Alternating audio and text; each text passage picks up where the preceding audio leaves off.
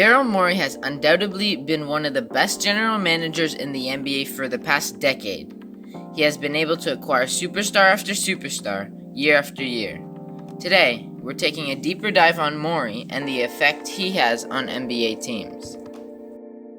Welcome to Strictly NBA. If this is your first time here, hit that subscribe button to get quality NBA content, and best of all, to join this amazing basketball family. This channel has no ads on the videos yet, so subscribe for that too. The first thing we need to know about Daryl Morey is that, according to Basketball Reference, his name is the Slippery Eel. He even admitted that it was his nickname, so now you know who I'm referring to when I say the Slippery Eel. The Slippery Eel started his NBA career as a general manager for the Boston Celtics. He wasn't the best GM in the league, but was far from bad. He was just starting out, and he was learning a lot.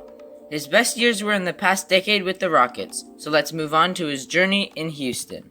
On April 3rd, 2006, Daryl Morey was named the assistant manager of the Houston Rockets. About a year later, he surpassed Carroll Dawson as the GM of Houston. There were some good pickups in his early years with the Rockets, but nothing too crazy. There is one trade that happened in 2012, and it could go down as one of the worst trades in recent memory. But Daryl Morey was on the good end of that stick. Yes, I'm talking about the trade of James Harden. He won the Sixth Man of the Year award and was coming off a finals appearance in OKC.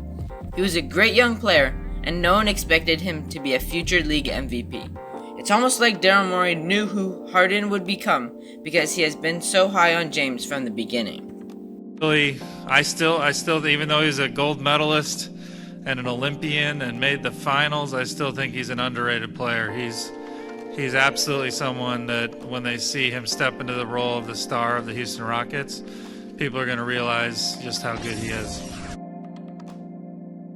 In 2013, he signed Dwight Howard to pair with James Harden. He also got Patrick Beverley, which is a great perimeter defender. He was on the All-NBA Defensive Second Team in 2014 and the All-NBA Defensive First Team in 2017. Looking back, signing Dwight wasn't too crazy because we know how everything panned out. But just 3 years prior, Dwight Howard led his team to the NBA Finals and led the league in blocks for back-to-back years. He was a top 5 player in the league, and the Lakers were just a bad fit. Acquiring Dwight Howard was an impressive signing to pull off, and one of the best in that offseason. In 2016, he signed Lou Williams and Eric Gordon. These may just seem like role players, but Lou emerged to be a 20-point-per-game scorer, and Eric Gordon was a better player than he is today. Not a blockbuster trade, but definitely boosted their roster. In 2017, he acquired Chris Paul. The Rockets have been making good progress in the playoffs, but never making it past the West. After issues in LA, Paul went to Houston, making their team a lot better. Chris Paul was the playmaker they needed, and was a great defender too. In 2018, they were one win away from advancing to the NBA Finals and possibly winning a championship. When that didn't work, Daryl Morey got yet another superstar in 2019. He got Russell Westbrook, a top 10 to 15 player in the league. During that one season, Daryl Morey shaped the roster to perfectly fit Westbrook's playstyle.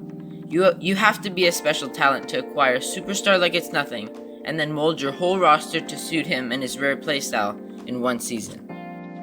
The Slippery Eel brings in superstar after superstar. He has a very respectable reputation, and players want to play under a guy like him. Players know what Morey is capable of when it comes to constructing teams. He's able to compete every single year and always have a good roster. In his 14 years in Houston, he never had a losing record. In this stretch, he constructed teams that had a 62% win percentage with an average of 50 wins a season. He has constructed teams that made the playoffs for the past 8 seasons, which is the longest active streak in the NBA. Teams like the Magic, Pistons, Kings, and Cavaliers would love to have a GM like Daryl Morey. Many of these teams tank to get good players, but Daryl Morey gets things done. Players know how good he is, and they love that. He's able to get stars unlike many NBA franchises. He was able to pair James Harden with so many superstars over the years. They didn't work? Oh, that's okay, because he'll just get another superstar next year. This went on for 8 years, and maybe he thought the superstars weren't the problem. Maybe it was James Harden. I'm not saying this is why he left, but it very well could be. You can't blame Daryl Morey one bit. He did everything in his power to make that team great. You literally can't ask for anything more. The slippery eel spent 8 seasons on the James Harden experiment. After a 4-1 loss in the second round of last year's playoffs, Morey wanted out. Once he left Houston, almost all teams wanted him. Technically, Daryl Morey was still in Houston until November 1st, which means he was out of work for only 1 day. Ever since he left the Rockets, the 76ers were trying to finalize a deal as fast as possible. When he came to the 76ers, he instantly made Philadelphia better. He had the same effect on the 76ers as he did in Houston. And within the first few weeks, he made trades to help fix Philly's problem. For years, everyone knew what was wrong with the Sixers. They have their 2-star players in Simmons and Embiid who can't shoot threes. This creates a huge spacing problem, as both of these players need room in the paint to play their best. Capella now, he draws him away from the rim, and Embiid an opportunity here against Ryan Anderson if he wants it. So, their general manager, Elton Brand, decided to let Jimmy Butler go through a sign-and-trade. But we can all agree you need lots of shooters around the duo of Simmons and Embiid, right? So, Elton Brand decided to let JJ Redick walk in free agency. JJ was their best 3-point shooter on that 2019 roster. They got another big man, Al Horford, on one of the worst contracts in the league, giving him a 4-year, $109 million contract. They signed Tobias Harris, another big man, to again, one of the worst contracts in the league. 5-year, $180 million. As the season progressed, they looked like a shell of their former self. They were paying much more for a noticeably worse roster. They finished as the 6th seed in the East and got swept by the Celtics in the first round. Yes, this was partially because Simmons was injured, but it was evident that they had an even worse problem and many things had to be fixed. Then, just at the right moment, it was announced that the slippery eel had left Houston. So the Sixers went out and got Morey to help fix the problem. Daryl Morey is one of the best guys in the league for this job. Daryl Morey worked his magic and instantly made the roster better in a matter of weeks.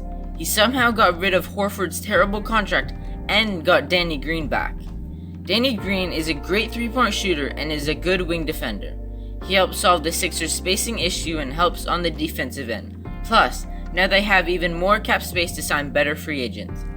Al Horford's contract was so hard to get rid of because who would want a 34-year-old Al Horford averaging less than 12 points a game, getting paid more than $27 million?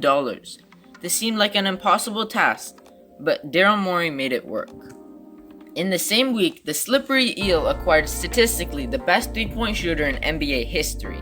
They traded Josh Richardson and the 36th pick in the draft for Seth Curry. Josh Richardson is a solid wing defender and is a decent player on offense. Seth Curry, on the other hand, is not as much of a defensive presence as Richardson is, but he shoots the ball way better, which is what Philly needs. They're fairly equal players, but Seth fits Philadelphia's team way more. Last season, he shot 50% from the field and 45% from 3. Some people say they lost defense in this trade because Josh Richardson was a solid defender.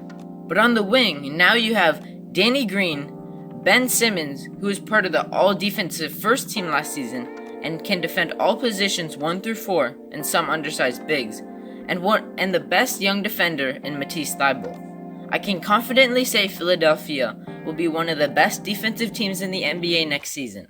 I didn't even mention players like Joel Embiid, who was on the all-defensive second team in 2019. The slippery eel also acquired Dwight Howard, which is a great veteran leader and backup center. The crazy thing is, you could argue Dwight Howard is better than Al Horford, and having Dwight on your team instead will save you more than $24 million next season alone. He was a great pickup by Morey and will definitely help this team out next season. Daryl Morey has made a good team great in a span of a few weeks. Their starting lineup will consist of Ben Simmons, Seth Curry, Danny Green, Tobias Harris, and Joel Embiid. Off the bench, they have great players like Shake Milton, Dwight Howard, Matisse Thybulle, and Furkan Korkmaz. This team is looking really good next season thanks to the effect Daryl Morey brought to Philly. All in all, Daryl Morey is one of the best general managers the league has to offer. He is able to improve teams no matter what team he is on, and consistently makes trades for the better, whether it's a blockbuster trade or acquiring great pieces to complement the team. I think it's safe to say that the slippery eel has an incredible effect on any team he is on, and if you have him on your team, you're in great hands. Thank you for watching. I hope you enjoyed today's video. Let me know what you think in the comments down below. Subscribe for future basketball content. This is Strictly NBA, and thank you for watching.